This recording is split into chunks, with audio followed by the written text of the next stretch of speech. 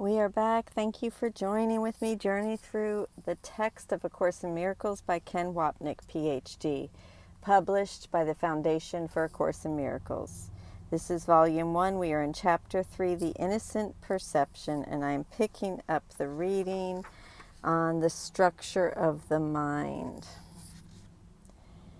In the non-dualistic world of heaven's love, there is not a being called God and another Christ, each of whom would be conscious of the other.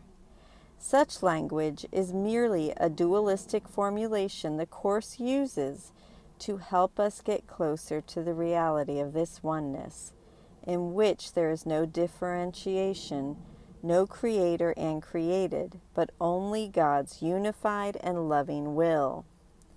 Once we speak of the split mind, which is what occurred after the thought of separation seemed to arise, we refer to a dualistic world or mind in which there is a right and wrong part.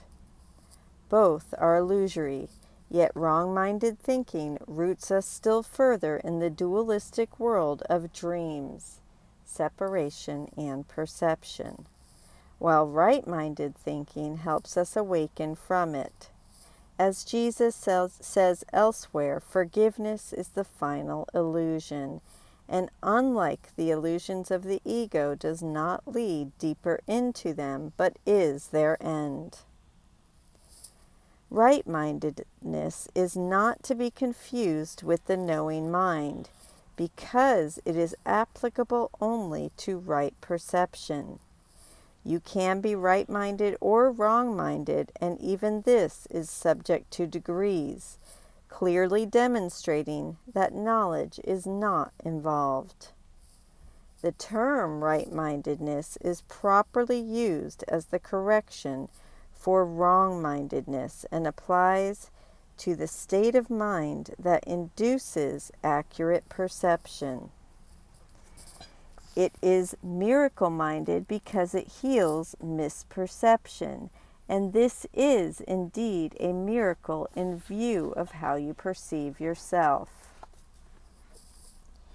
This returns us to our original state of one-mindedness or knowledge, right-mindedness having corrected wrong-mindedness, for we have chosen the Holy Spirit's miracle over the ego's judgment. This, then, is the structure of the mind.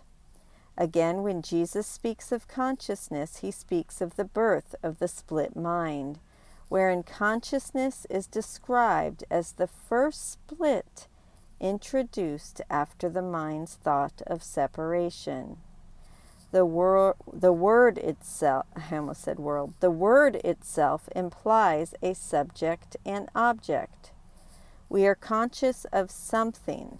This person, the body we call ourselves, an idea we have. We are conscious, for example, of studying A Course in Miracles. The object and the perceiver of that object are part of the dream, the illusory thought system that says we have separated from the totality of God's wholeness. Everything that follows, including the elaborations of this error and its correction, remains part of the dream. Note in paragraph 4, section 3 above, the clear distinction already made in chapter 2 between make and create. The ego makes or miscreates, while spirit creates. The former is built on self-doubt, since the self is an illusory substitute for our true self, and we can never truly be certain about ourselves or anything else. One of the defenses the ego introduces at this point is what Freud termed reaction formation. Here we consciously believe and act opposite of what we secretly think about ourselves. Many seek to hide their inherent uncertainty by always needing to be right and prove others wrong. Yet all the while the uncertainty within continues and the inherent confusion is projected, necessitating further and further defense. only remembering our identity as Christ, God's one Son, can undo the confusion and restore us to certainty. The mind's power to choose the miracle is the means for such restoration. I thank you so much for joining with me today. I love you. Have a beautiful day, and I will see you tomorrow. Let's choose the miracle today. Thank you. Bye-bye.